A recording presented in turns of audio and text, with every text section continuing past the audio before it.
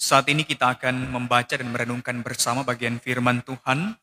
Sebelum kita membaca dan merenungkannya, mari kita berdoa.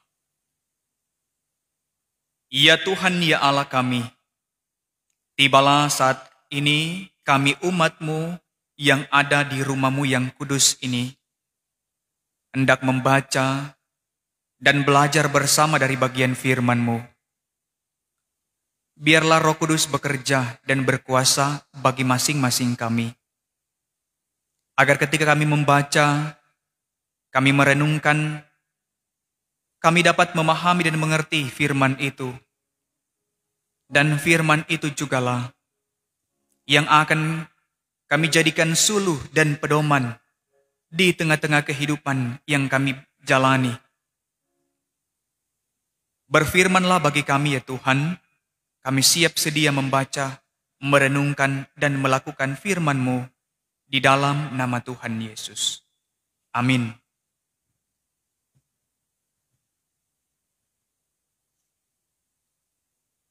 Bapak Ibu Saudara yang dikasihi dan diberkati Tuhan, pembacaan kita terambil dalam Amsal 17, ayat 1 sampai dengan ayat yang ke-17.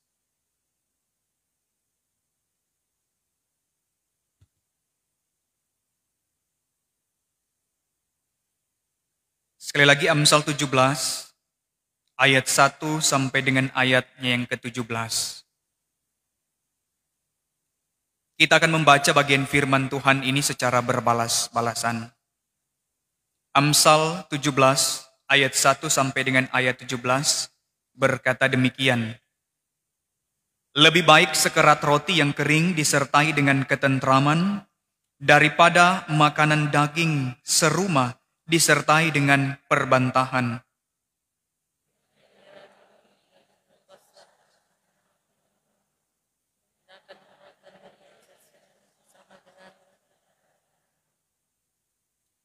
Kui adalah untuk melebur perak dan perapian untuk melebur emas, tetapi Tuhanlah yang menguji hati.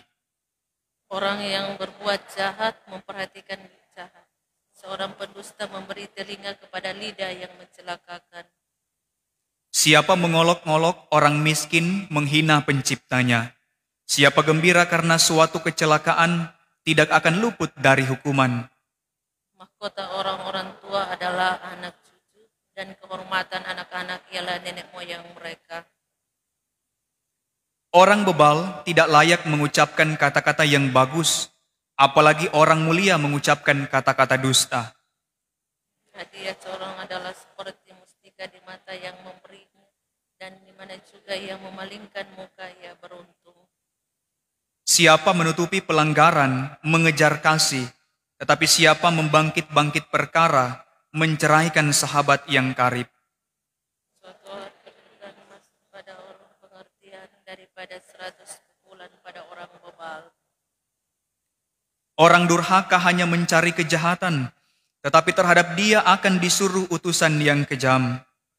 Lebih baik berjumpa dengan beruang betina yang kehilangan anak daripada dengan orang bebal dengan kebodohannya. Siapa membalas kebaikan dengan kejahatan, kejahatan tidak akan menghindar dari rumahnya. Pengeluh adalah seperti membuka jalan air dan undurnya sebelum perbantahan mulai. Membenarkan orang fasik dan mempersalahkan orang benar, kedua-duanya adalah kekejian bagi Tuhan. Apakah gunanya uang di tangan orang bebal untuk membeli hikmat, sedangkan ia tidak berakal budi? Seorang sahabat menaruh kasih setiap waktu dan menjadi seorang saudara dalam kesukaran. Demikianlah firman Tuhan. Shalom Aleichem. Saudara-saudaraku yang dikasihi dan diberkati Tuhan, kita bersyukur waktu dan kesempatan Tuhan beri bagi kita boleh ada di rumah gereja yang kudus ini. Dan saya bersyukur juga ketika melihat dalam peribadatan saat ini ada lumayan banyak anak-anak muda yang mau datang beribadah kepada Tuhan. Dan tentu ketika orang-orang tua melihat hal ini, tentu orang bersyukur karena masih bisa menyaksikan torang pe anak-anak cucu mau datang beribadah kepada Tuhan. Dan itu menjadi kesukacitaan juga bagi torang sebagai orang tua. Nah, Bapak Ibu Saudara yang dikasih dan diberkati Tuhan, dalam tema mingguan kita di sepanjang minggu ini adalah anak adalah mahkota. Kenapa Gereja Masa Injili di Minahasa mau memberikan tema ini untuk kita renungkan bersama di sepanjang minggu berjalan ini? Karena melihat realitas juga, tak dapat dipungkiri bahwa banyak sekali anak-anak yang soalnya tidak kenal siapa itu Tuhan Yesus. Dorang hanya mengetahui, tetapi tidak kenal secara dalam.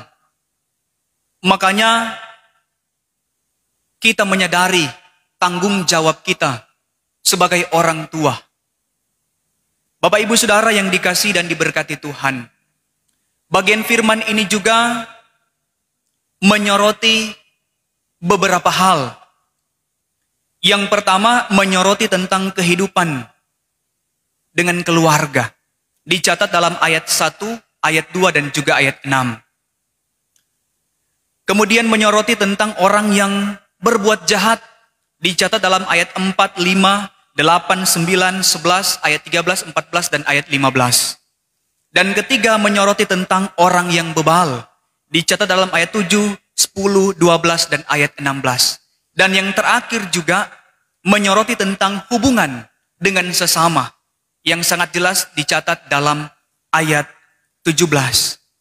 Nah, Bapak Ibu Saudara yang dikasih Tuhan, di bagian pertama mengenai keluarga, pengamsal mau mengajarkan agar dari dalam keluarga itu hendaklah membangun ketentraman.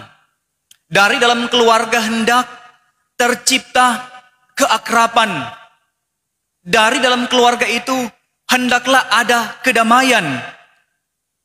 Dan bukan hanya mencari harta-harta, atau istilahnya orang berupaya mencari kebutuhan-kebutuhan pokok dalam keluarga, sehingga kita menyepelekan hal-hal yang saya sebutkan tadi, tentang keharmonisan, tentang kedamaian. Mungkin karena sibuk kerja, suami istri tidak ada mau baca cerita di rumah, apalagi kalau dua-dua kerja. Toh? Sehingga jelas dalam ayat 1 dikatakan begini, lebih baik sekerat roti yang kering disertai dengan ketentraman daripada makan daging serumah disertai dengan perbantahan. Nah, sekerat roti ini artinya roti yang sudah terbagi-bagi untuk orang satu rumah makan. Tahu? Kalau orang pe bahasa sederhana begini, aduh, biar jotrek makan ubi, deng daun ubi, koncolo dabu-dabu, yang penting aman, damai, tentram di rumah. Daripada kurang makan enak, tetapi tidak merasakan kesukacitaan, tidak membawa kedamaian. Iya toh? Yang paling orang sering dengar itu. Dan makan enak tarik, marnya tidak ada damai. Ada makan enak tarik, mar stres, pikir-pikir kurang dapat angka di koperasi untuk mau penuhi itu kebutuhan keluarga. Kemudian yang kedua dikatakan, seorang anak dalam rumah hendaklah mendatangkan sukacita. Anak itu menjadi kebanggaan orang tua. Bukan sebaliknya dikatakan di ayat 2, bukan sebaliknya anak itu mendatangkan malu. Nah, sebab mahkota orang tua adalah anak cucu. Dicatat dalam ayat yang ke-6. Nah, mahkota ini saudara-saudara adalah simbol kedaulatan, simbol kemuliaan, simbol kehormatan, lambang juga kebanggaan. Dan setiap orang yang ada di dunia ini pasti suka menerima mahkota itu. Artinya begini, Ketika seorang menjadi pemimpin dalam satu komunitas, itu juga disebut adalah mahkota, pencapaian. Kemudian ketika seorang berhasil menjadi berkat, membawa pengaruh baik di tengah-tengah masyarakat, jemaat, atau dalam keluarga, itu juga disebut mahkota. Kemudian bahkan juga ketika hidup di dalam kesederhanaan, tetapi memiliki nama baik dan kehormatan, itu juga disebut mahkota. Dan semua kita, semua orang suka ada mahkota. Artinya semua orang suka ada kebanggaan, ada pencapaian, ada kehormatan. Makanya jelas di ayat 6 ini mengatakan bahwa mahkota orang-orang tua adalah anak cucu. Artinya anak-anak memberikan kesukacitaan, memberikan satu keharmonisan dalam keluarga. Dan kadangkala juga lengkali kurang anak-anak yang istilahnya orang jaka si bangga, Kang. Tuh, ketika baku dapa, ada teman-teman baku dapa, mungkin reuni atau baku dapa di mana, selama kote sejak SMA mungkin tong sudah baku dapa, Kang, yance. Misalnya seperti itu. So berapa tuh anak dong? Oh 3. Nyanak di sini kuat. Napa tuh? 1 di Jakarta, jadi pengacara. Tuh 1 sementara kuliah kedokteran di Universitas Indonesia. Tuh cak gampang kayak kamu Tuh, kalau orang di kampung biasa begitu. Kalau nggak nadang, tolek. Oh napa juga kita pe anak. Sementara ada kuliah ini. DP kakak yang bantu. Kebetulan ada DP kakak 2. So kerja. Dan itu jadi satu kebanggaan for orang. Mahkota yang terindah ketika anak memberikan kesukacitaan, memberikan kedamaian dalam kehidupan keluarga. Dan ini tidak mudah. Karena apa? Tidak lepas dari peran orang tua. Tanggung jawab besar orang tua mendidik, membimbing, mengarahkan kehidupan anak-anak kita. Nah kemudian saudara-saudara, pengajaran ini hendak mengungkapkan betapa pentingnya orang sebagai orang tua. Karena itu pengamsal mengatakan jangan menempuh jalan orang jahat. Karena orang jahat lebih memperhatikan hal-hal yang jahat. Dorang petelinga hanya diarahkan pada lidah yang mencelakakan. Sangat jelas dicatat dalam ayat yang keempat. Hidup hanya mencari dan melakukan kejahatan. Ayat 11. Dan cenderung melakukan berbagai cara, melakukan jahat dan curang. Dicatat dalam ayat 8. Kemudian membenarkan orang fasik dan mempersalahkan orang benar. Ayat 15. Suka bertengkar. Dicatat dalam ayat 14. Membalas kebaikan dengan kejahatan. Dicatat dalam ayat 13. Sehingga sahabat karib sekalipun itu dapat tercerai-berai. Dicatat dalam ayat 9. Nah inilah daftar yang dilakukan oleh orang-orang jahat. Dan karena itu pengamsal mengingatkan ada pembalasan bagi mereka yang berbuat jahat. Sangat jelas dicatat dalam ayat 5. Orang-orang yang melakukan kejahatan tidak akan luput dari hukuman. Kemudian yang ketiga saudara-saudara mengenai orang bebal. Nah orang bebal suka mengucapkan hal-hal yang buruk. Ayat 7 mengatakan tidak mau menerima teguran atau sulit sekali mau tegur. Ayat 10. Kemudian melakukan hal yang bodoh. Dicatat dalam ayat 12. Apa yang ada pada orang bebal tidak berguna meskipun itu uang atau doi. Sebab ia tidak berhikmat dan tidak berakal budi. Ayat 16 mencatat. Tidak ada apa-apanya for dorang. Karena tidak memiliki hikmat dan akal budi. Kemudian yang keempat. Pengamsal mengajak agar membangun persahabatan dengan sesama. Membangun persahabatan dengan semua orang. Sangat jelas dicatat dalam ayat 17. Seorang sahabat yang baik menaruh kasih setiap waktu. Dan menjadi saudara dalam menghadapi setiap kesukaran dalam hidup. Nah Bapak Ibu Saudara yang dikasihi dan diberkati oleh Tuhan kita Yesus Kristus. Dari tema ini, anak adalah mahkota. Memberikan penekanan penting bagi kita. Sebagai orang tua. Tentu orang senang ketika orang pe anak semua sukses. Orang senang ketika orang pe anak semua berhasil.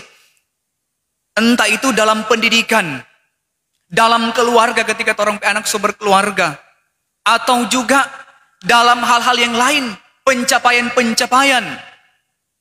Semua orang tua suka sekali melihat anak seperti itu.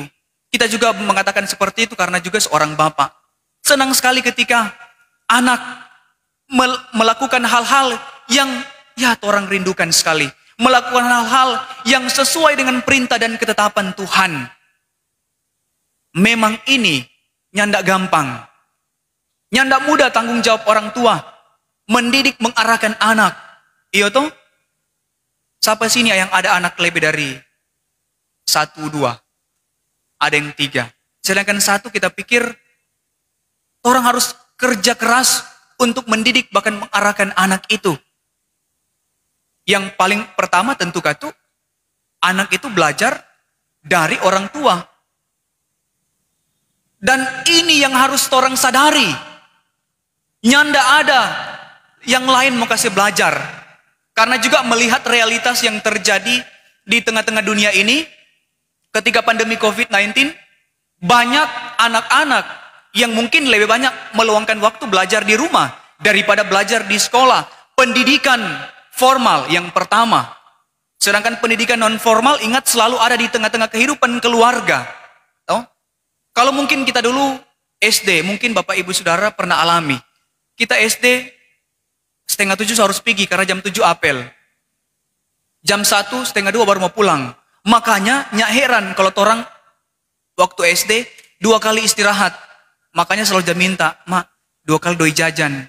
Hari Senin mau ibadah, tambah 2 kali doi jajan, 2 kali istirahat." Mungkin orang pernah rasa, Kang. Tapi sekarang sedang tiki 2 jam so nyanda. Itu yang untuk anak-anak SD, Kang. Mau baku ganti kata. Yang grup 1 so pulang baru grup 2. Jadi pertanyaan apa yang orang dapat di sekolah? Mungkin janda banyak. Dan itu orang bukan sesalah guru. Oh, kenapa dia begini? Kenapa ini anak masih bolbak, so kelas 3 belum tahu baca. Kenapa ini anak BH buta huruf, so kelas ampa. Tuh. Ini menjadi kesaksian juga orang semua. Karena ada yang kita dapati kelas 3 ternyata belum tahu baca. Mau salahkan siapa? Dia pe guru. Mau salahkan siapa? Sedangkan yang paling banyak waktu sekarang ada di dalam keluarga. Pendidikan non formal pertama di keluarga, kemudian itu sekolah minggu. Masalah siapa? Pasti orang berkaca, aduh kita salah ini.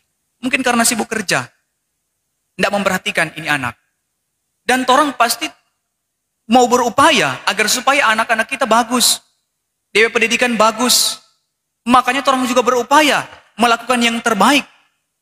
Tetapi tak jarang juga orang lihat bahwa banyak juga orang tua yang belum mampu. Saya bilang tidak mampu, tapi belum mampu ini. Belum mampu untuk jadi teladan. Toh? Belum mampu untuk kasih contoh yang baik for DP anak. Penyesalan akan terjadi ketika DP anak so remaja, pemuda, mau perintah, so ini boleh motor, kurang sama dengan kuda kayu. Paling orang juga yang menyesal waktu dari kecilnya tidak didik dengan baik. Karena pendidikan itu, orang juga pernah renungkan bersama long life education. Pendidikan itu seumur hidup. Ketika orang tua diberikan tanggung jawab, ada anak, sadari tanggung jawab itu untuk mengarahkan, membimbing mereka. Bukan kita hanya masa bodoh, oh si biarjo. Nah, waktu masih kecil, aduh biarjo. Dia kok belum tahu. Nanti dia so besar, dia bikin hal-hal yang sama.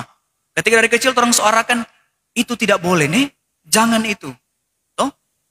Dia beranjak dewasa, dia mengerti ternyata itu nih boleh mau baking. Toh, dari sekolah minggu. Makanya gampang sekali bentuk anak ketika dari masih sekolah minggu. Dan orang bersyukur, orang pe gereja ini masih ada sekolah minggu. Tapi kita pernah pelayanan di tempat yang lain waktu PPL, banyak anak-anak tapi tidak ada sekolah minggu. Makanya jangan heran anak-anak itu liar. Dorang jago sekali. Pamake dan kalau orang pe istilah, udah pangbanyau. Karena apa? Orang tua juga sibuk kerja, tidak mampu menanamkan iman Kristen kepada anak itu. Dan yang tidak heran, bukan terima mahkota kebanggaan, malahan mahkota duri. Toh? Aduh menderita sekali. Aduh anak. Apalagi anak-anak kalau orang didik dari kecil, dia cepat mengerti. Kalau dari kecil orang salah didik, toh, Ngana jangan mau turun di situ. Ngana jatuh di kursi kita tahu injang pengana. Kan kebanyakan sekarang begitu orang lihat salah didik. Tuh. Anak bawa gunting, bawa pisau. Berani tak dicu tangan kita tambah potong ngana pejare. Nah mungkin kalau kita lihat ini memang banyak juga yang mengalami seperti ini. Anak sunai. Berani ngana jatuh di situ, kita tambah sepatang ngana kaki. Pasti ada juga yang kita temui. Atau nyana panggil anak dengan kata-kata kasar. Tuh. 1, 2, sampai 3 ngana jada datang, kita pirako deng ban atau kita piambe deng ban. Mungkin ini jadi teguran keras for orang. Kalau suka orang mau terima mahkota, kebanggaan, maka belajar dari hal-hal kecil, memperhatikan anak yang harus orang ini, orang bertanggung jawab. Kalau anak berhasil, siapa duluan yang mau berbangga? Siapa yang terima mahkota itu? Dia mama dan papa. Tuh. Kalau anak berhasilnya, tidak mungkin mau tanya, siapa DP wali kelas? Odo encik dayu, memang jago kuat dia jebak mengajar. Pasti mau tanya DP mama dan papa siapa? Tidak mungkin mau tanya ketika dia berhasil, siapa DP mama Ani, papa Ani? Pasti akan tanya DP mama dan papa. Dan DP mama papa esteker duluan berbangga, senang karena anak berhasil. Begitupun sebaliknya, ketika itu anak gagal, dapat kemari di atas kubur, deng ehabon.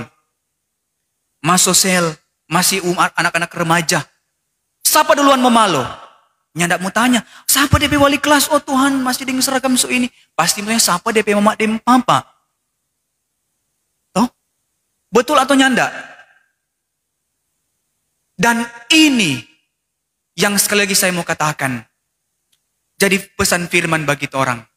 Keberhasilan, keburukan anak ditentukan dari kehidupan orang tua. Dan tentu menjadi kesukacitaan.